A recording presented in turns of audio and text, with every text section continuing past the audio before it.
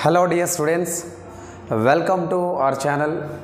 Dear students, మీరు prepare అవుతున్నటువంటి exam ఏదైతే ఉందో ఈ ఎగ్జామ్కి సంబంధించి స్కూల్ స్థాయి ఎగ్జామ్స్ దగ్గర నుంచి కాంపిటేటివ్ స్థాయి ఎగ్జామ్స్ దాకా బయాలజీలో మనకి ఎప్పటికీ కూడా ఇంపార్టెంట్ టాపిక్ ఏంటంటే మీకు థంబ్నెయిల్లో కనిపిస్తున్నటువంటి టాపిక్ ఏదైతే ఉందో టిష్యూస్ అని చెప్పేసి ఏదైతే పిలుస్తూ ఉన్నామో ఈ టాపిక్ చాలా చాలా important.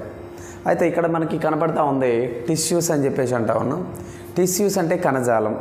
So first of all అసలు ఈ కణజాలం అంటే ఏంటి, దాని యొక్క నేచర్ ఏంటి అనేది మనకు తెలియాలమ్మా. టిష్యూ అంటే ఏంటి, దాని యొక్క నేచర్ ఏంటని తెలియాలి. సో మనందరికీ తెలుసు కొన్ని గ్రూప్ ఆఫ్ సెల్స్, కొన్ని కణాలు కలిస్తేనే కణజాలంగా ఏర్పడుతుంది అనే విషయం మీకు తెలుసు. A mass of cells are a group of cells forms tissues, అంతే కదండి, టిష్యూస్. ఇలాంటి సెల్స్ అన్నీ కలిస్తేనే ఒక టిష్యూ అవుతుంది. ఇలాంటి టిష్యూస్ అన్నీ కలిస్తేనే ఒక ఆర్గాన్ అవుతుందండి, ఒక అవయవం అనేది అవుతూ ఉంటుంది. అవునా కాదా? అవును. సో సెల్స్ అన్నీ కలిస్తే టిష్యూ అవుతుంది, టిష్యూస్ అన్నీ కలిస్తే ఆర్గాన్ అవుతుంది, ఆర్గాన్స్ అన్నీ కలిస్తే ఆర్గాన్ సిస్టమ్, అవయవాలన్నీ కలిస్తే అవయవ వ్యవస్థ అన్నీ కలిపితే ఒక ఆర్గానిజం, అంటే ఆర్గాన్ సిస్టమ్స్ అన్నీ కలిపితే ఒక ఆర్గానిజం. ఇలాంటి టిష్యూస్ అనేటివి ఏవైతే ఉన్నాయో మనకి మొక్కల్లో కనిపిస్తాయి, అదేవిధంగా జంతువుల్లో కూడా కనిపిస్తూ ఉంటాయి. మనకి ప్లాంట్స్లో ఉంటాయి, అనిమల్స్లో కూడా ఉంటాయి. రైట్, ఇప్పుడు మనం ఏం చేద్దామంటే మొక్కల్లో ఉన్నటువంటి టిష్యూస్ ఏంటి, అసలు ఈ టిష్యూస్ని ఎన్ని విధాలుగా మనం క్లాసిఫై చేస్తాం, ఈ టిష్యూస్ యొక్క ఫంక్షన్ ఏంటి, ఎలా డివైడ్ అవుతూ ఉంటాయి, ఎవ్రీథింగ్, ప్రతిదీ కూడా plant tissues and animal tissues మీద మనకు అవగాహన రావాలి. అయితే మొదటిగా ఈ సెగ్మెంట్లో, ఈ సెషన్లో నేను ఫస్ట్ సెగ్మెంట్ ఏం తీసుకుంటా అంటే ప్లాంట్ టిష్యూస్ అని చెప్పి తీసుకుంటా ఉంటాను. ఏదండి? Plant tissues. మరి ఇక్కడ ప్లాంట్ టిష్యూస్ అనేటివి ఏవైతే ఉన్నాయండి, ఈ ప్లాంట్ టిష్యూస్ అనేవి జనరల్గా మనం ఎన్ని విధాలుగా క్లాసిఫై చేస్తామంటే చూడండి, 1, 2, 3 అండ్ 4 అంటే థర్డ్లోకి వస్తుంది. నేను సపరేట్ చేసి రాయడం జరిగింది. ఓకేనమ్మా? సో మనకేంటంటే ఈ ప్లాంట్స్లో ఉన్నటువంటి టిష్యూస్, మొక్కల్లో ఉన్నటువంటి కణజాలాలు అనేవి 3 రకాలుగా నేను వర్గీకరిస్తూ ఉన్నా. రైట్ నాన్న? అందులో మొదటిగా చూడండి, మెరిస్టెమేటిక్ టిష్యూ ఆర్ విభాజ్య కణజాలం అన్నామండి.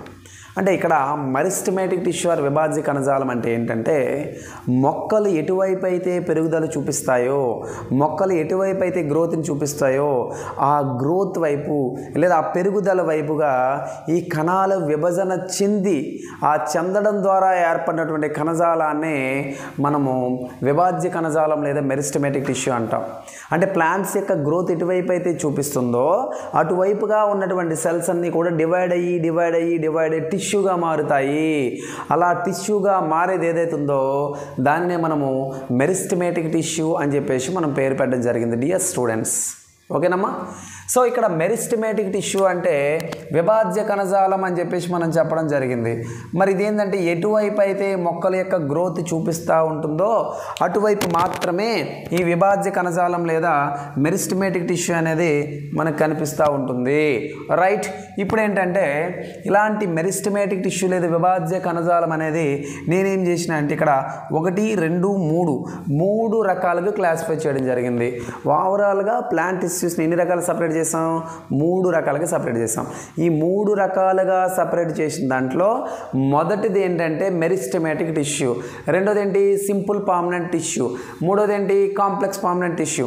దాన్ని తెలుగులో సరళ శాశ్వత కణజాలం ఒకటి, రెండోది ఏంటంటే సంక్లిష్ట శాశ్వత కణజాలం ఒకటి, మొదటిది ఏంటి విభాజ్య కణజాలం. దాన్ని meristematic tissue, simple permanent tissue, complex permanent tissue అని చెప్పేసి మనం 3 రకాలుగా సపరేట్ చేసినాం. అందులో ఫస్ట్ టైప్ ఆఫ్ టిష్యూ ఏదండి? మెరిస్టెమేటిక్ టిష్యూ లేదా విభాజ్య కణజాలం. విభాజ్య కణజాలంలోని మనం 3 రకాలుగా సపరేట్ చేస్తూ ఉన్నాం. నన్ను జాగ్రత్తగా వినేసేయండి. ఇందులో ఫస్ట్ వన్ ఏంటంటే ఎపికల్ మెరిస్టెమేటిక్ టిష్యూ. ఎపికల్ మెరిస్టెమేటిక్ టిష్యూ తెలుగులో అగ్ర విభాజ్య కణజాలం అని చెప్పి పిలుస్తారండి. ఏమని పిలుస్తారండి? అగ్ర విభాజ్య కణజాలం అంటారు. అయితే ఇదేంటో ఒకసారి చూద్దామా? మొక్కల యొక్క చివరి భాగాలు ఏవైతే ఉన్నాయో, ఉదాహరణగా మొక్కలకు చివరి భాగాలైనటువంటి వేర్లు ఏవైతే రూట్స్ ఏవైతే ఉన్నాయో, అదేవిధంగా మొక్కలకి గ్రోత్ని ఎగ్జిబిట్ చేసే రీజియన్ ఏది స్టెమ్, దాన్ని తెలుగులో కాండం అంటారు. కాండము మరియు వేర్లు రూట్స్ అండ్ స్టెమ్స్లోని మనకి ఎపికల్ మెరిస్టమాటిక్ టిష్యూ అనేది కనబడతా ఉంటుంది సార్. ఇది very very very very important.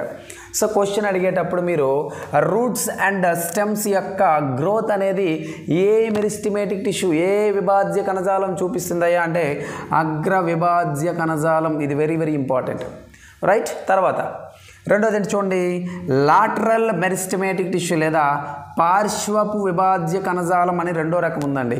మరి ఇదేంటో చూడండి, పార్శ్వపు అంటే లాటరల్ అంటే సైడ్స్, ఓకేనా. మొక్కల యొక్క ఈ పార్శ్వపు భాగాలు లాటరల్ పార్ట్స్ పెరగడానికి, అదేవిధంగా మొక్కల యొక్క వేరు మరియు కాండము రూట్ అండ్ స్టెమ్ ఏదైతే ఉందో వాటి యొక్క డయామీటర్, వాటి యొక్క వ్యాసం పెరగడానికి ఉపయోగపడుతుంది. ఏంటి, లాటరల్ మెరిస్టమాటిక్ టిష్యూ లేదా పార్శ్వపు విభాజ్య కణజాలం అంటారు. సో ఇక్కడతో రెండు అయిపోయి. మరి మూడోది ఏంటి చూడండి సార్, ఇంటర్ క్యాలరీ అని చెప్పేసి అంటే ఇంటర్ క్యాలరీ మెరిస్టమాటిక్ టిష్యూ అంటే మధ్య విభాజ్య కణజాలం అని తెలుగులో అంటారు sir. Inter calorie meristematic tissue అనేది ఏదేం చేసిద్దంటే ఒక స్టెమ్, ఒక కాండం తీసుకుంటే ఈ కాండంలో మధ్య మధ్యలో గుంపులు వలె ఉంటాయి కదండి, ఇలా చిన్న చిన్న నోడ్స్ ఉంటాయి. ఈ నోడ్కి మధ్యలో ఉన్నటువంటి గ్యాప్ని మనం ఏమంటామంటే ఇంటర్ నోడ్ అంటాం.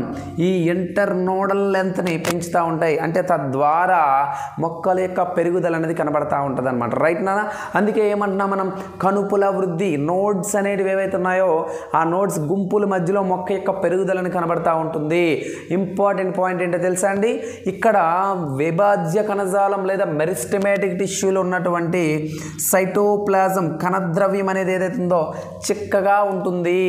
అంటే మెరిస్టమాటిక్ టిష్యూ అంటే గ్రూప్ ఆఫ్ సెల్స్ యొక్క టిష్యూ అన్నాను నేను. సో అందులో ఉన్నటువంటి కణాలలో ఉన్నటువంటి కణద్రవ్యం అనేది చాలా చిక్కగా ఉంటుంది. అండ్ మెరిస్టమాటిక్ టిష్యూస్ అనేవి సెల్స్తో తయారవుతాయి కదండి. విభాజ్య కణజాలం అనేది కణాలతోనే తయారవుతుంది కదా. అలాంటి కణాల యొక్క కణకవచం లేదా సెల్ వాల్ ఏదైతే ఉందో మెరిస్టమాటిక్ టిష్యూస్లో ఉన్నటువంటి సెల్స్లో ఉన్న సెల్ వాల్ అనేది సెల్యులోజ్తో తయారవుతుంది. Very very very very important అండి. దేంతో తయారవుతుందండి, సెల్యులోజ్తో తయారవుతుంది. అండ్ మొక్కల యొక్క పత్రాలలో, ప్లాంట్స్ యొక్క లీవ్స్లో కూడా సెల్యులోజ్ అని పిలుస్తున్నటువంటి స్టార్చ్ మెటీరియల్ ఉంటుంది. అదేవిధంగా ఇంపార్టెంట్ పాయింట్ ఏంటో తెలుసా, మెరిస్టమాటిక్ టిష్యూస్లో ఉన్నటువంటి సెల్స్ విభాజ్య కణజాలంలో ఉన్నటువంటి కణాలలో కేంద్రకం గలదు. So that the meristematic tissues has the prominent nucleus. ఇందులో ఫిక్స్డ్ న్యూక్లియస్ లేదా ఒక కేంద్రకం అనేది ఉంటుంది. అండ్ నోట్ పాయింట్ ఏంటంటే మెరిస్టమాటిక్ టిష్యూస్లో ఉన్నటువంటి కణాలలో నో వాక్యూల్, రిక్తిక అనేది ఉండదు.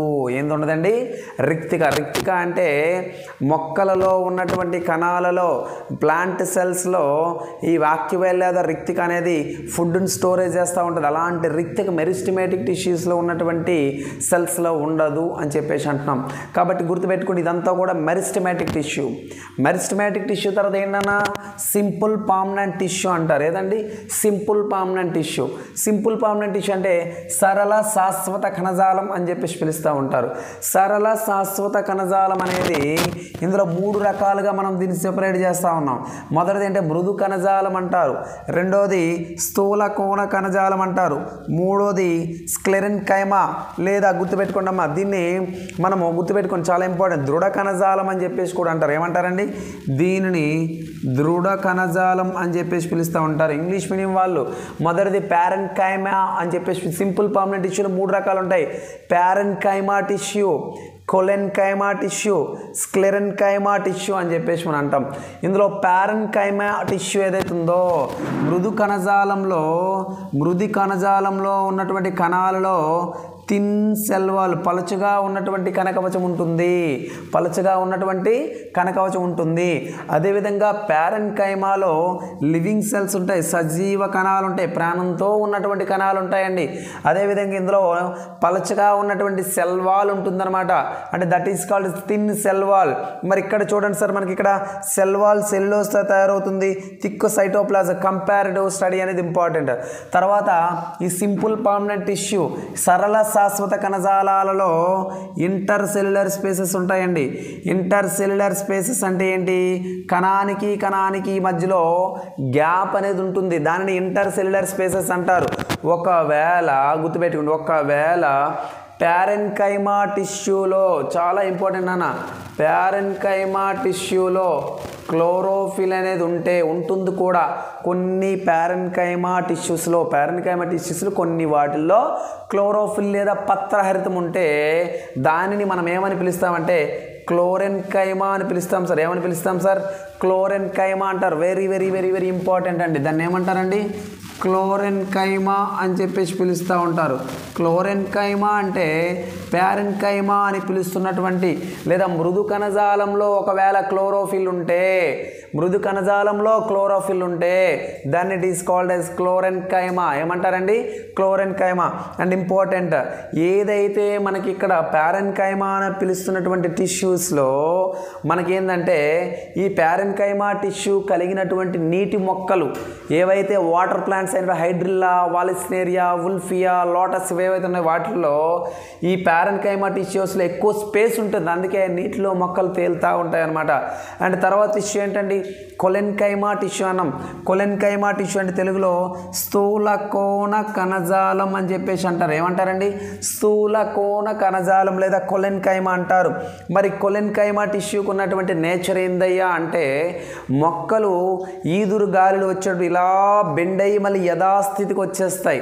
అంటే ఆ వంగే గుణము, సాగే గుణము, దాన్నే మనం బెండింగ్ నేచర్ టువార్డ్స్ ఎర్త్, ఈ బెండింగ్ నేచర్ని కలిగి ఉన్నవి ఏవయ్యా అంటే అవే కొలెన్కైమా అని చెప్పేసి అంటాం. Very very important. దాన్నే మనం స్థూల కోణ కణజాలం, కోణము అంటే యాంగిల్ కదా, కొంతవరకు ఇలా బెండ్ అవుతూ ఉంటాయి, అది గుర్తుపెట్టుకోండి. తర్వాత పత్రవృంతం యొక్క బాహ్య చర్మం క్రింద గలవు.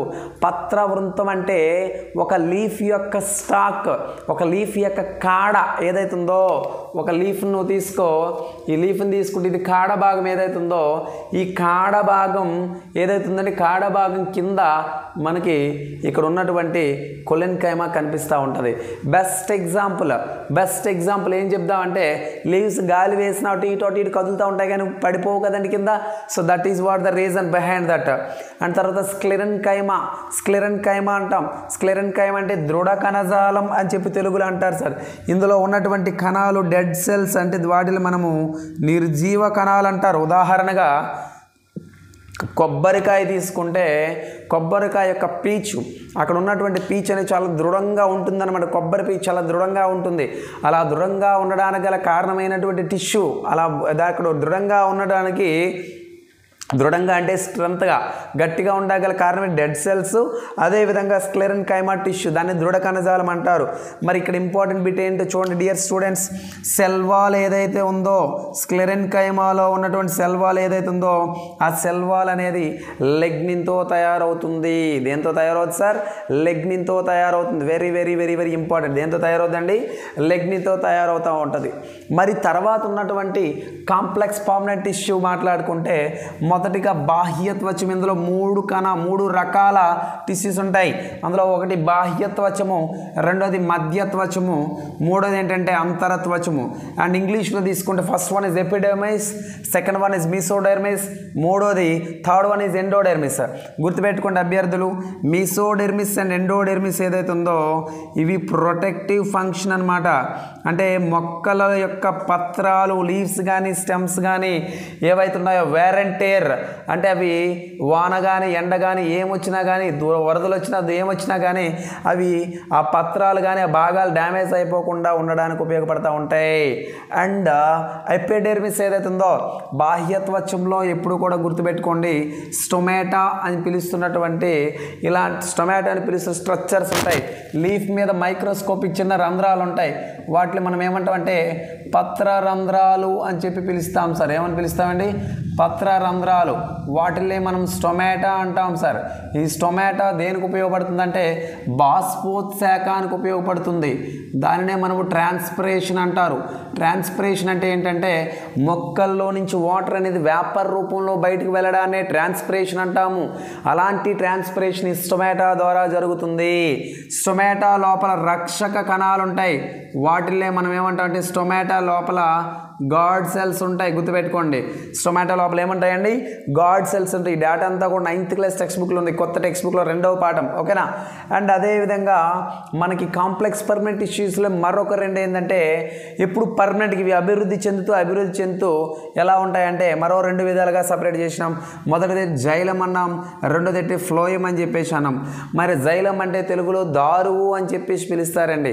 ఈ జైలం దేనికి ఉపయోగపడుతుందంటే మొక్కల్లో వాటర్ అండ్ మినరల్స్ ఏవైతే ఉన్నాయో వాటర్ అండ్ మినరల్స్ని ట్రాన్స్పోర్ట్ చేయడానికి ఉపయోగపడుతూ ఉంటుంది జైలం. దారు అనేది మొక్కలలో వేర్లు తీసుకున్నటువంటి నీటిని కాండం ద్వారా మొక్కల్లో ఉన్న పత్రాలకు మరియు మొక్క యొక్క భాగాలకు ఈ నీటిని మరియు ఖనిజ లవణాలను రవాణా చేయడానికి ఉపయోగపడుతూ ఉంటాయి.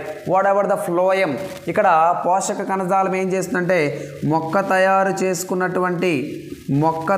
చేసుకున్నటువంటి ఆహార పదార్థాలు ఏవైతే ఉన్నాయో ఆహార పదార్థాలు మొక్కలో ఉన్నటువంటి వేరు భాగాలకు రవాణా చేయడానికి ఉపయోగపడతాయి. What ever the food materials that has prepared by the particular plant parts that gets supplied by the presence of a particular tissue nothing but phloem. ఏదండి? ఫ్లోయం. అండ్ తర్వాత యానిమల్ టిష్యూస్కి వద్దాం. ఇదంతా కూడా ప్లాంట్ టిష్యూస్ గురించి మనం మాట్లాడినాం. Plant tissues అంటే క్లియర్గా మనకు అర్థమైంది ఏంటంటే 3 రకాలుగా సపరేట్ చేసినాం. Meristematic, simple permanent and complex permanent. మళ్ళీ మెరిస్టమాటిక్లో 3 రకాలు, ఎపికల్, లాటరల్, ఇంటర్ క్యాలరీ. మరి సింపుల్ పర్మనెంట్కి వస్తే ప్యారెన్కైమా అండ్ కొలెన్కైమా, స్క్లెరెన్కైమా. ఇక్కడ ఇంపార్టెంట్ నోట్ ఏంటి? ప్యారెన్కైమాటస్ టిష్యూలో క్లోరోఫిల్ ఉంటుంది, దట్ ఈస్ కాల్డ్ ఎస్ క్లోరెన్కైమా అని చెప్పేసి మనం ఏం చెప్పామండి? క్లోరెన్కైమా అన్నాం. తర్వాత కాంప్లెక్స్ పర్మనెంట్కి వచ్చేసరికి ఎపిడెర్మిస్, మీసోడెర్మిస్, ఎండోడెర్మిస్, ఇట్లా 3 మనం చెప్పాం. ఇందులోనే సబ్ ఏంటంటే జైలం అండ్ ఫ్లోయం అన్నాం. జైలం అనేది వాటర్ అండ్ మినరల్స్, నీటిని మరియు ఖనిజాలను రవాణా చేయడానికి ఉపయోగపడతాయి. పోషక కణజాలం ఇప్పుడు కూడా ఆహార పదార్థాలను సరఫరా చేయడానికి ఉపయోగపడుతూ ఉంటాయి. కానీ ఇక్కడ ఆహార పదార్థాలు కాదు, వాటర్ అండ్ మినరల్స్. ఇక్కడికి వచ్చేసరికి కేవలం ఫుడ్ మెటీరియల్స్ అనమాట. మరి జంతు కణజాలంకి వచ్చేసరికి జంతు కణజాలంలో మళ్ళీ మనం 4 రకాలుగా దీన్ని విభజించినాము. మొదటిది ఏంటంటే ఎపిథీలియల్ సెల్స్, రెండోది కనెక్టివ్ టిష్యూ. చూడండి, ఎపిథీలియల్ టిష్యూ 1వ కణజాలం, మొదటి కణజాలం ఉపకళా కణజాలం లేదా దీన్ని ఎపిథీలియల్ టిష్యూ అంటారు. రెండోది కనెక్టివ్ టిష్యూ, సంయోజక కణజాలం. మూడోది మజిల్ టిష్యూ, కండర కణజాలం. నాలుగోది ఏంటంటే నెర్వస్ టిష్యూ, నాడీ కణజాలం. మరి అవి కూడా ఏందనేది మనం డిస్కస్ చేస్తాం. జాగ్రత్తగా ఇక్కడతో నోట్ చేసుకోండి. నోట్ చేసుకున్నట్టయితే ఆ యానిమల్ టిష్యూస్ కూడా మనం డిస్కస్ చేసే ప్రయత్నం అనేది చేద్దాం. Welcome back dear students. మనం ముందు ప్లాంట్ టిష్యూస్ గురించి మనం నేర్చుకోవడం జరిగింది కదమ్మా. మరి ప్రస్తుతం మనం మాట్లాడబోయే టాపిక్ ఏంటంటే యానిమల్ టిష్యూస్ లేదా జంతు కణజాలాలు అనేది మనకి ఇక్కడ టాపిక్ పేరు. ఓకేనా?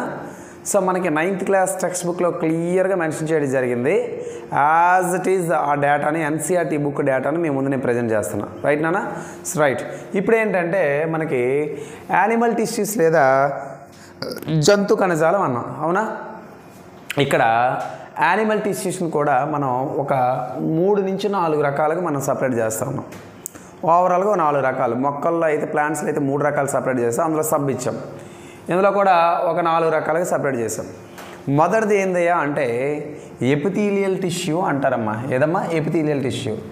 ఎపిథీలియల్ టిష్యూని తెలుగులో ఉపకళా కణజాలం అని చెప్పి చెప్తూ ఉంటారు. తెలుగు మీడియం వాళ్ళు జాగ్రత్తగా గమనించాలి. ఉపకళా కణజాలం లేదా ఎపిథీలియల్ టిష్యూస్. ఈ ఎపిథీలియల్ టిష్యూస్ అనేవి గుర్తుపెట్టుకోండి. బాడీలో lining of our body parts, శరీరం లోపల ఉన్నటువంటి భాగాలన్నింటి కూడా ఆ మీద ఉన్నటువంటి పొర అంతా కూడా ఎపిథీలియల్ కణాలతో తయారు. ఉదాహరణకి పెదవుల లోపల ఉండే కణాలు, కనురెప్పల కింద ఉన్నటువంటి ఈ పొర అండ్ పెదవుల లోపల ఉన్న పొర, సున్నితమైనటువంటి అవయవాల మీద ఉండే ప్రతి పొరలో కూడా ఉపకళా కణాలు ఉంటాయి. అర్థమైంది? ఇప్పుడు ఇలాంటి ఎపిథీలియల్ సెల్స్ని, ఎపిథీలియల్ టిష్యూస్ని మనం కొన్ని రకాలుగా క్లాసిఫై చేసాం. ఫస్ట్ ఏంటంటే సింపుల్ స్క్వామస్ ఎపిథీలియల్ టిష్యూ అంటారు. ఏదండి? Simple squamous epithelial tissue. ఈ టిష్యూ జనరల్గా మనకి ఎగ్జాంపుల్గా చెప్తున్నాను. ఈసోఫాగస్ అంటే ఆహార నాళం, ఫుడ్ తీసుకువెళ్ళే పైపు. వారల్ క్యావిటీ అంటే నోట్లో ఉన్నటువంటి ఖాళీ ప్రదేశం, నాసిక హాస్య కుహరం అంటారు. టీ తాగినప్పుడు చూడండి, వేడి టీ తాగితే మీద పొరలా ఊడిపోద్ది కదా, అది ఎపిథీలియల్ టిష్యూనే. ఓకేనా? సో ఈ రెండు ఇలాంటి ప్లేసెస్లో ఉంటాయి. ఇవి సున్నితమైనటువంటి పొర కలిగి ఉంటాయి. ఎపిథీలియల్ టిష్యూస్ ఎప్పుడు కూడా వెరీ సెన్సిటివ్ లేయర్ని ఏర్పాటు చేస్తూ ఉంటాయి. అయితే ఇక్కడ ఇంపార్టెంట్ ఏంటో తెలుసా, ఇలాంటి ఎపిథీలియల్ సెల్స్తో తయారైనటువంటి టిష్యూ, ఎపిథీలియల్ టిష్యూ ఏదైతే ఉందో, ఇలాంటి సింపుల్ స్క్వామస్ అన్నాం కదండి, ఇలాంటి స్క్వామస్ టిష్యూస్ ఒకదాని మీద ఒకటి ఒకదాని మీద దొంతుల్లా ఉంటాయి. ఇలా ఒకదాని మీద ఒకటి అలా దొంతుల్లా ఉన్నటువంటి ఆ దొంతుల్లా ఏర్పడి అవి సపరేట్గా ఒక టిష్యూని ఏర్పాటు చేస్తాయి. ఆ టిష్యూని మనం ఇక్కడ చూడండి స్ట్రాటిఫైడ్ కాలమ్నార్ ఎపిథీలియల్ టిష్యూ అన్నారు.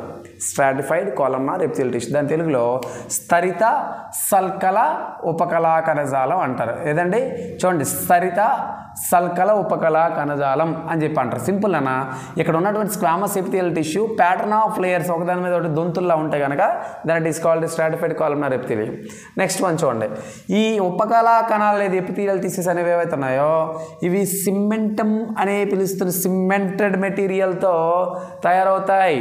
అంటే జనరల్గా అమ్మ ఇవి ఏం చేస్తాయంటే గుర్తుపెట్టుకోండి, శరీరం అన్ని భాగాల్లో కూడా వెళ్తూ ఉంటాయి. ఇవేంటంటే సిమెంటెడ్ మెటీరియల్ అలా అతుక్కుంటూ ఉంటాయి. శరీరంలో ఉన్నటువంటి భాగాలు ఎక్కడే లోపల డ్యామేజ్ అయింది, బ్రష్ చేసినప్పుడు లోపల చిన్న రప్చర్ అయింది అనుకోండి, వెంటనే క్లోజ్ అయిపోద్ది అనమాట. ఇలా సిమెంటెడ్ మెటీరియల్తోనే మనకు తయారై ఉంటాయి. ఇంకోటి ఏంటో తెలుసా, ఎపిథీలియల్ టిష్యూస్ లేదా ఉపకళా కణజాలాల్లో ఎక్కడా గ్యాప్ ఉండదమ్మా, కణం కణం టైట్లీ ప్యాక్డ్ అనమాట, టైట్గా ప్యాక్ అయి ఉంటాయి.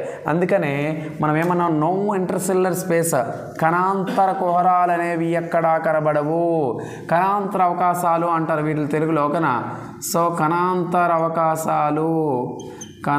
అవకాశాలు అనేవి ఎక్కడా కనబడవు, గుర్తుపెట్టుకోండి. మరి మరొక రకం ఏంటంటే columnar or ciliated columnar epithelium అన్నాం. సింపుల్ అన్న, columnar epithelial tissue or ciliated columnar epithelial tissue అన్నారు. తెలుగులో శైలికామయ ఉపకళా కణజాలు అంటారు. సింపుల్, శైలిక అంటే ఏంటి, చిన్న వెంట్రుక లాంటి నిర్మాణం, దాన్ని సీలియా అంటారు. ఓకేనా?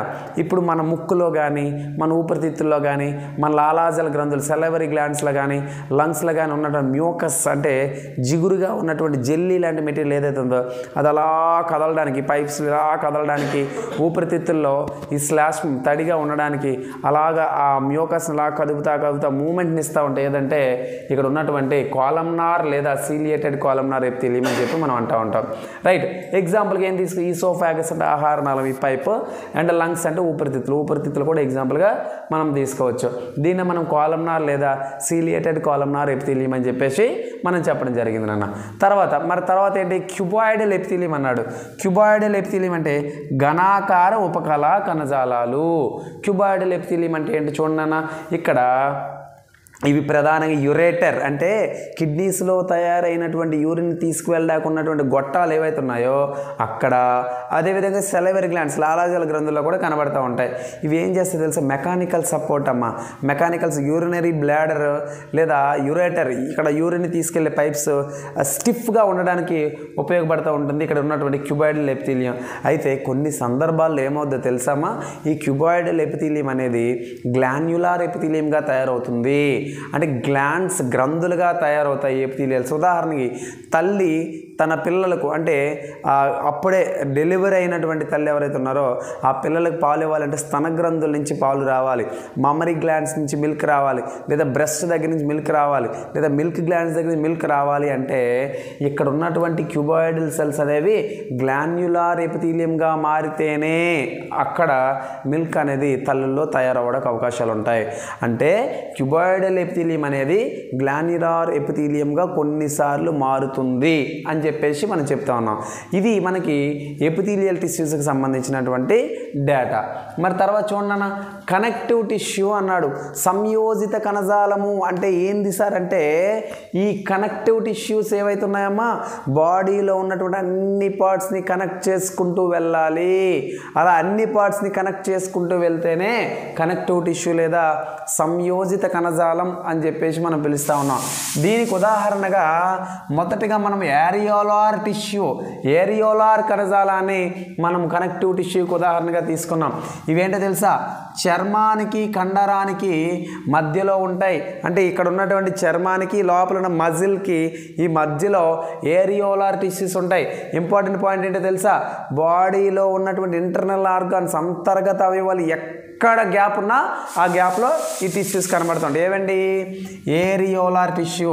ఇగోండి రక్తనాళము మరియు నాడీకణం, బ్లడ్ వెజల్స్, బ్లడ్ని తీసుకెళ్ళి బ్లడ్ వెజల్లో అండ్ సిగ్నల్స్ని తీసుకెళ్ళే నెర్వ్ సెల్లోని కూడా ఇవి కనబడుతూ ఉంటాయి. అదేవిధంగా చూడండి, అవయవాల అంతర్భాగాల్లో గలవు. This areolar tissue is located at the inner parts or visceral parts of our body. అందుకే మనం ఏమన్నామంటే ఏరియోలార్ టిష్యూ అని. ఇంకొకటి చెప్పనా, మనకి టిష్యూస్ ఏవైతే ఎప్పుడైనా మజిల్స్ కానీ టిష్యూస్ కానీ ఏవైనా గాయాలు అయితే గాయాలు రిపేర్ చేయడంలో కూడా మేజర్ రోల్ ప్లే చేస్తే ఏమంటే ఏరియోలార్ టిష్యూ అని చెప్పి చెప్తా ఉన్నాం. తర్వాత ఏంటి సార్ అంటే, తర్వాత ఇదే కనెక్టివ్ టిష్యూలో ఉన్నటువంటి మరొక టిష్యూ ఏంటంటే ఎడిపోజ్ టిష్యూ అని చెప్పేసి మనం అంటాం సార్. ఏదంటామండి, ఎడిపోజ్ టిష్యూ అంటారు. మరి ఎడిపోజ్ టిష్యూ అనేది ఏం చేసింది సార్ అంటే, ఎడిపోజ్ టిష్యూ జనరల్గా ఎక్కడ ఉంటుందంటే బిలో ద స్కిన్. ఇది ఎక్కడ ఉంటుందంటే చర్మం క్రింద భాగంలో ఎడిపోజ్ టిష్యూ అనేది ఉంటుంది. మరి ఇది ఏం చేసింది సార్ అంటే, ఎడిపోజ్ టిష్యూలో ఎక్కువగా కొవ్వు నిల్వ ఉంటుంది. దాన్నే మనం ఫ్యాట్ డిపాజిట్ అని చెప్పేసి అంటామండి. అదేవిధంగా ఎడిపోజ్ టిష్యూలో ఉన్నటువంటి కొవ్వు, అదేవిధంగా ఎడిపోజ్ టిష్యూ అనేది మనకి హీట్ ఇన్సులేటర్స్గా ఉంటాయి. బాడీలో ఉన్నటువంటి హీట్ని లాస్ అయిపోకుండా ఉండడానికి adipose tissue major role play చేస్తూ ఉంటుందమ్మా. అండ్ తర్వాత మనకి ఇక్కడ మరొక కనెక్టివ్ టిష్యూ ఏంది, లెగమెంట్ అన్నారు, సంధిబంధనం అన్నారు. గుర్తుపెట్టుకోండి, లెగమెంట్ అంటే ఏంటంటే ఒక బోన్ అదేవిధంగా మరొక బోన్ కలిసే చోటుని ఇలా లాక్ చేసి పట్టుకూడదు. ఈ రెండు చోట్లని ఇలా లాక్ చేసి పట్టుకూడదు, ఎముకలని కదలకుండా ఉండడానికి. దీనిని మనం ఏమంటామంటే లెగమెంట్ అని చెప్పేసి అంటాం. తెలుగులో మనము సంధిబంధనం అంటారు. ఓకేనమ్మా. అండ్ అదేవిధంగా ఎముక బోన్ కూడా మన బాడీలో అన్ని పార్ట్స్ని కలుపుతా వెళ్తుంది కదా, అందుకే కరెక్టివ్ టిష్యూకి ఎగ్జాంపుల్గా తీసుకున్నాం. తర్వాత కార్టిలేజ్, ఇవన్నీ నేను చెప్తాను. ఓకేనా. కార్టిలేజ్ అంటే మృదులాస్థి అంటారు, ఎముకని బోన్ అంటారు. కార్టిలేజ్ అంటే మెత్తని ఎముకలు, మనకు ముక్కు చివరి భాగము, చెవుడొప్పలు, అదేవిధంగా శరీరంలో ఉన్నటువంటి మృదువుగా ఉన్నటువంటి భాగాలు అంటే స్మూత్గా ఉన్నటువంటి ఆర్గాన్స్లో ఉన్నటువంటి స్ట్రక్చర్ ఏంటంటే కార్టిలేజ్ అంటారు. తర్వాత టెండాన్ అంటే ఏంటంటే సార్, ఒక ఎముకని ఒక కండరంతో పట్టుకుని ఉంచడానికి, ఒక బోన్ని ఒక మజిల్తో పట్టుకుని ఉంచడానికి ఉపయోగపడే స్ట్రక్చర్, ఉపయోగపడే టిష్యూ ఏదంటే టెండాన్ అంటారు. దీనినే మనము గుర్తుపెట్టుకోండి స్నాయుబంధం అని చెప్పి అంటారు సార్. తెలుగులో ఏమంటారండి, స్నాయుబంధం అంటారు. సో టెండాన్ అనేది బోన్ నుంచి మజిల్ పట్టుకుని ఉంటుంది. తర్వాత బ్లడ్ అనేది ఏదైతుందో ఈ బ్లడ్ కూడా ఒక కనెక్టివ్ టిష్యూగా చెప్తా ఉంటాం. మరి ఇదే వీడియోలో మనం ఏం చెప్తాం, బ్లడ్ గురించి మాట్లాడాలి, బోన్ గురించి కూడా మాట్లాడాలి. బ్లడ్ అండ్ బోన్ గురించి కూడా కంప్లీట్ డీటెయిల్స్ మనం తెలుసుకునే ప్రయత్నం చేద్దాం. రైట్. మరి మనకి ఇక్కడ ఉన్నటువంటి కనెక్టివ్ టిష్యూ మీకు అర్థమైంది. తర్వాత మనం ఏం మాట్లాడదాం సార్, మజిల్ టిష్యూ అంటే కండర. ఓకేనా, కండర కణజాలం లేదా మజిల్ టిష్యూ అంటారు. మజిల్ టిష్యూ అంటే ఏంటి అంటే, ఈ మజిల్ టిష్యూ అనేది మనకి 3 టైప్స్ అమ్మా, చాలా జాగ్రత్తగా వినాలి. మజిల్ టిష్యూ అనేది 3 టైప్స్. మొదటిది వాలంటరీ, రెండవది ఇన్వాలంటరీ, మూడవది కార్డియాక్. మొదటిది ఏంటంటే నియంత్రిత కండరాలు అంటారు. ఏమంటారంటే నియంత్రిత కండరాలు. జాగ్రత్తగా వినండి. వాలంటరీ మజిల్స్ అంటే ఏంటంటే, ఫస్ట్ దీని గురించి మాట్లాడుతున్నా. ఏదండి, వాలంటరీ మజిల్స్ అని చెప్పి అన్న. వాలంటరీ మజిల్స్కి ఇంకో పేరు ఏంటంటే స్కెలిటల్ మజిల్స్ అని చెప్పి అంటారు, లేదా వీటికి ఇంకో పేరు ఏంటంటే స్ట్రయేటెడ్ మజిల్స్ అంటారు.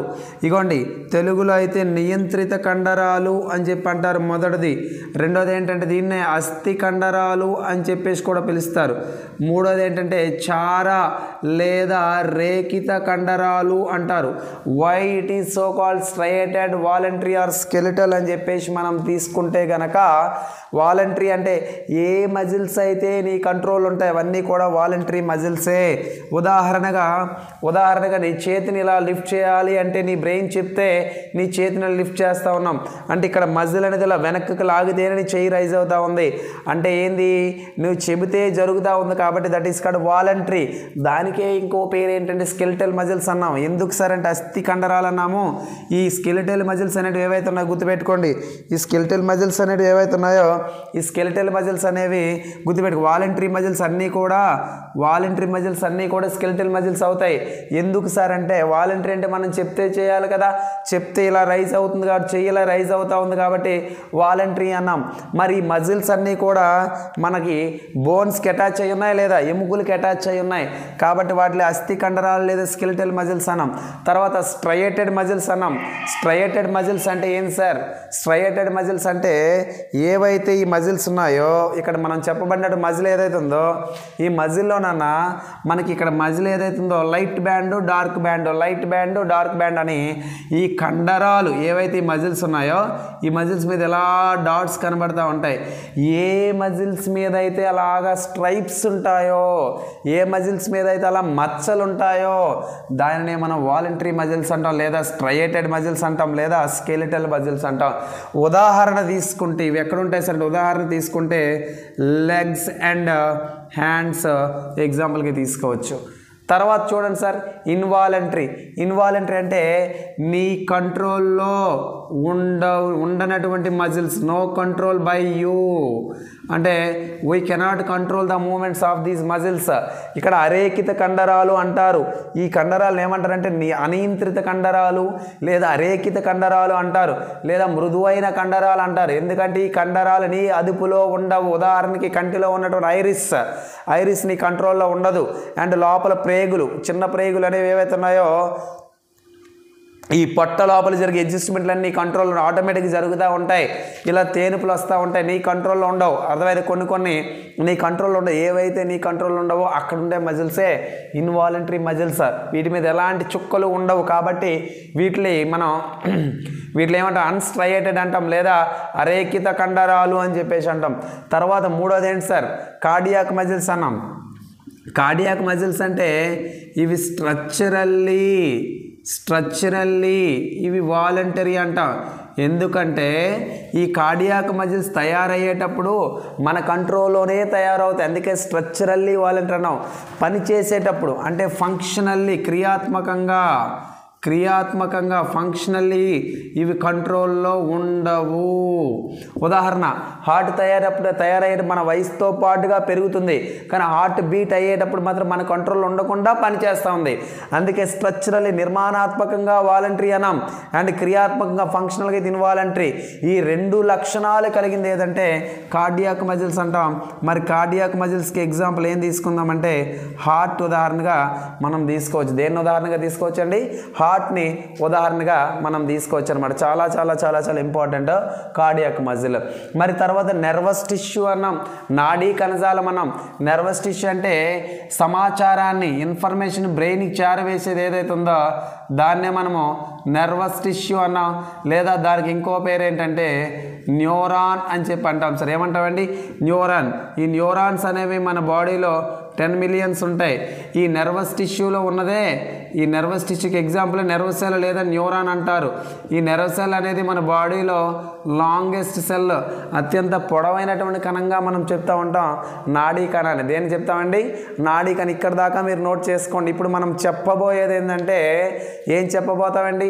రక్తం గురించి చెప్పబోతాం, ఎముకల గురించి చెప్పబోతాం, అదేవిధంగా నర్వస్ టిష్యూ గురించి చెప్పుకుంటే అప్పుడు ఈ యానిమల్ టిష్యూ అనేది కంప్లీట్ అయినటువంటి. కాబట్టి మీరందరూ కూడా ఈ నోట్స్ అంతా జాగ్రత్తగా నోట్ చేసుకోండి. దీన్ని కంటిన్యూస్గా మనం అది డిస్కస్ చేసే ప్రయత్నం చేద్దాం.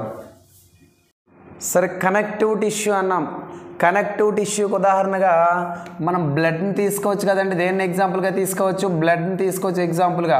మరి ఈ బ్లడ్ అనేది ఏదైతే ఉందో అండి గుర్తుపెట్టుకోండి, ఈ బ్లడ్ అనేది ఏదైతే ఉందో ఈ బ్లడ్ని మనం తెలుగులో రక్తం అని చెప్పేసి పిలుస్తూ ఉంటాం. ఏమని పిలుస్తామండి? రక్తం.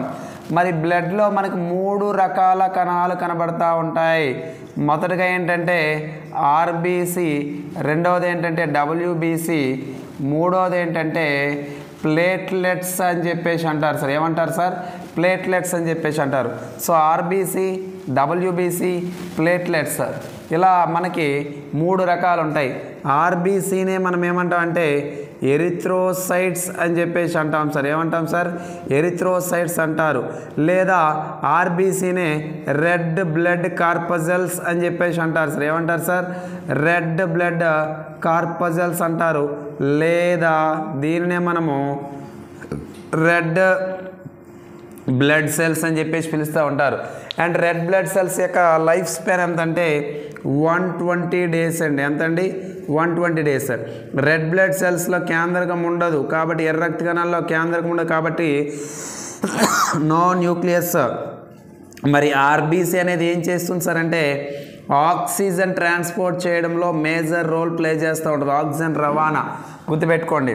మరి రెడ్ బ్లడ్ సెల్స్లో న్యూక్లియస్ ఉండదన్నాను, కానీ రెడ్ బ్లడ్ సెల్స్లో న్యూక్లియస్ ఎందులో ఉంటుంది సార్ అంటే క్యామెల్ అనే ఒక ఆర్గానిజంలో, లామా అనే ఒక ఆర్గానిజంలో న్యూక్లియస్ ఉంటుంది. తర్వాత ఆర్బీసీ, తర్వాత డబ్ల్యూబీసీ అన్నాం. డబ్ల్యూబీసీని మనం ఏమన్నామంటే వైట్ బ్లడ్ సెల్స్ అని చెప్పేసి పిలిచామండి. ఏం పిలిచామండి? వైట్ బ్లడ్ సెల్స్ అన్నాం. వైట్ బ్లడ్ సెల్స్ని మనం రెండు రకాలుగా చెప్తూ ఉంటాం. ఒకవేళ తెల్ల రక్త కణాల మీద రైబోజోమ్లు ఉంటే దానిని గ్రాన్యులోసైట్స్ అంటారు. If the ribosomes are there on the WBC then it is called is granulocytes. ఒకవేళ అలా లేకపోతే ఏ గ్రాన్యులోసైట్స్ అంటారు. తెలుగు మీడియం వల్ల అయితే మొదటిది కణికాయుత, రెండోది కణికారహిత. మరి గ్రాన్యులోసైట్స్లో 3 రకాలు ఉంటాయండి. ఇవన్నీ కూడా ఇక్కడ యానిమల్ టిష్యూస్లో లేవు, కానీ బేసిక్స్ డేటా చెప్తున్నా. తర్వాత మళ్ళీ సపరేట్గా ఈ టాపిక్లో నేను చెప్తా. ఫస్ట్ది ఎసినోఫిల్స్, రెండవది బేసోఫిల్స్, మూడవది ఏంటంటే న్యూట్రోఫిల్స్. మరి తెల్ల రక్త కణాలు అత్యంత చిన్నవి, స్మాలెస్ట్ వైట్ బ్లడ్ సెల్ లేదంటే న్యూట్రోఫిల్స్ అని చెప్పేసి మనం అంటూ ఉంటాం. మరి డబ్ల్యూబీసీ అనేది మేజర్గా బాడీలో ఇమ్యూన్ సిస్టమ్ డెవలప్ చేయడంలో మేజర్ రోల్ ప్లే చేస్తూ ఉంటుంది. ఏ గ్రాన్యులోసైట్లకు వచ్చేసరికి మొదటిది ఏంటంటే మోనోసైట్స్ అంటారు, రెండవది ఏంటంటే లింఫోసైట్స్ అని చెప్పేసి అంటారు. ఏమంటారండి? Monocytes and lymphocytes. తెల్ల రక్త కణాల్లో పెద్దదైతే మోనోసైట్స్, చిన్నదైతే న్యూట్రోఫిల్స్. న్యూట్రోఫిల్స్నే మైక్రోస్కోపిక్ పులిస్మెన్ అని చెప్పేసి పిలుస్తూ ఉంటారు. ఇది డబ్ల్యూబీసీ. తర్వాత ప్లేట్లెట్స్ అన్నాం. తర్వాత ప్లేట్లెట్స్ అంటే ఈ ప్లేట్లెట్స్కి ఇంకో పేరు ఏంటంటే థ్రాంబోసైట్స్ అని చెప్పి పిలుస్తారండి. ఏమని పిలుస్తారండి? థ్రాంబోసైట్స్. ఈ థ్రాంబోసైట్స్ అనేవి రక్త ఫలికికలు అంటారు తెలుగులో. మరి థ్రాంబోసైట్స్ లేదా ప్లేట్లెట్స్ అనేవి డెంగ్యూ ఫీవర్ వచ్చేటప్పుడు తగ్గిపోతూ ఉంటాయి. మరి ప్లేట్లెట్స్ అనేవి దేనికి ఉపయోగపడతాయి సార్ అంటే బ్లడ్ క్లాటింగ్, గాయాలు అయ్యేటప్పుడు రక్తం గడ్డకడ్డాకు ఉపయోగపడుతూ ఉంటాయి. మరి బ్లడ్ క్లాటింగ్ జరగడానికి కావాల్సిన ప్రోటీన్స్ మెయిన్గా ఏం కావాలంటే ఆల్బుమిన్ అనే పిలుస్తున్నట్టు ప్రోటీను, అదేవిధంగా గ్లోబ్యూల్ అనే ప్రోటీన్. మరి బ్లడ్ అనేది జనరల్గా గడ్డ కట్టాలంటే 3 నుంచి 6 మినిట్స్ టైం అనేది కావాలి. బ్లడ్ అనేది బాగా గడ్డ కట్టాలంటే విటమిన్ కే అనేది మనకు అవసరం. మరి ఇందులో లాస్ట్ సెగ్మెంట్ ఏదంటే నర్వస్ టిష్యూ అని చెప్పేసి అన్నాం. Nervous tissue. So nerve cell లేదా నాడీ కణం అని చెప్పేసి మనం ఏమన్నామండి? నాడీ కణం. సో నాడీ కణం అనేది ఏదైతుందో it is the longest cell in our body. Nerve cell ఏదైతే ఉందో ఇదే లాంగెస్ట్ సెల్ అని చెప్పేసి మనం పిలుస్తూ ఉంటాం. సో ఒక్కసారి కానీ నెర్వ్ సెల్ డ్యామేజ్ అయితే మళ్ళీ జీవితంలో రెండోసారి రాదు. కాబట్టి నెర్వ్ సెల్స్ అనేవి జనరేట్ అయ్యే అవకాశాలు లేవన్నమాట. మరి నెర్వ్ సెల్ తీసుకుంటే నెర్వ్ సెల్లో 2 రకాల థ్రెడ్స్, 2 రకాల దారాలు అటువంటి నాడీ కణం తీసుకుంటే ఒకవేళ ఈ పొట్టి ఇక్కడ తక్కువగా పొడవుగా ఉన్నటువంటి ఏవైతే ఉన్నాయో వీటిలో మనం డెండ్రైట్లు అని చెప్పేసి అంటాం. ఈ పొడవుగా ఉండేదాన్ని ఏమంటామంటే మనం యాక్సాన్ అని చెప్పేసి అంటాం. ఇక్కడ తక్కువ దూరంతో ఉండేది డెండ్రైట్ అని చెప్పేసి మనం పిలుస్తూ ఉంటాం. ఇక్కడ ఉన్నటువంటి నాడీ కణాల మధ్యలో మనకి కేంద్రకం లేదా న్యూక్లియస్ ఉంటుంది. మరి దీని చుట్టూ కూడా రైబోజోమ్స్తో కూడినటువంటి కొన్ని చిన్న చిన్న గ్రాన్యూల్స్ ఉంటాయి, కణికలు ఉంటాయి. వాటిలో మనం ఏమంటామంటే నిస్సల్ గ్రాన్యూల్స్ అని చెప్పేసి అంటాం సార్. ఏమంటారు సార్? నిస్సల్ గ్రాన్యూల్స్ అంటారు. మరి ఈ సెల్లో కూడా మిగతా కణాల వలె కణద్రవ్యం లేదా సైటోప్లాజం ఉంటుంది. యాక్సాన్ అనేది ఒక పొర చేత కప్పబడి ఉంటుంది. Axon is covered by A membrane. ఇంకోటి దీన్ని ఏమంటారంటే మైలిన్ షీత్ అని చెప్పేసి అంటారు. ఏమంటారండి? Myelin sheath. మైలిన్ షీత్ అనేది ఫ్యాట్ అంటే కొవ్వు, అదేవిధంగా స్వాన్ సెల్స్ అని చెప్పి అంటారు. స్వాన్ సెల్స్ అంటే స్వాన్ కణాలు అంటారు. వీటితో తయారవుతూ ఉంటుంది. అండ్ ఒక నాడీ కణం మరొక నాడీ కణం, ఒక నెర్వ్ సెల్ ఇంకో నెర్వ్ సెల్కి ఇన్ఫర్మేషన్ పాస్ చేయడానికి ఇలా స్ట్రక్చర్స్తో కలపబడి ఉంటుందన్నమాట. ఇలాగా సో ఇలా కలపబడి ఉంటుంది. ఎక్కడైతే 2 నెర్వ్ సెల్ కలిసే చోటు ఉందో దాన్ని నాడీ సంధి లేదా సినాప్స్ అని చెప్పేసి పిలుస్తూ ఉంటారు. ఏమని పిలుస్తారండి? సినాప్స్ అంటారు. మరి నాడుల గురించి, నర్వస్ గురించి స్టడీ చేయడాన్ని ఏమంటారంటే న్యూరాలజీ అని చెప్పేసి పిలుస్తూ ఉంటారు. ఏమని పిలుస్తారండి? న్యూరాలజీ. ఇది మనకు ఉన్నటువంటి టోటల్గా ఉన్నటువంటి plant tissues and animal tissues సంబంధించినటువంటి కంప్లీట్ డేటా. సో ఇది చదువుకుంటే ఖచ్చితంగా 1 మార్క్ వచ్చే అవకాశం ఉందన్నమాట. ఓకేనండి? Right. Thanks for watching this video. Thank you.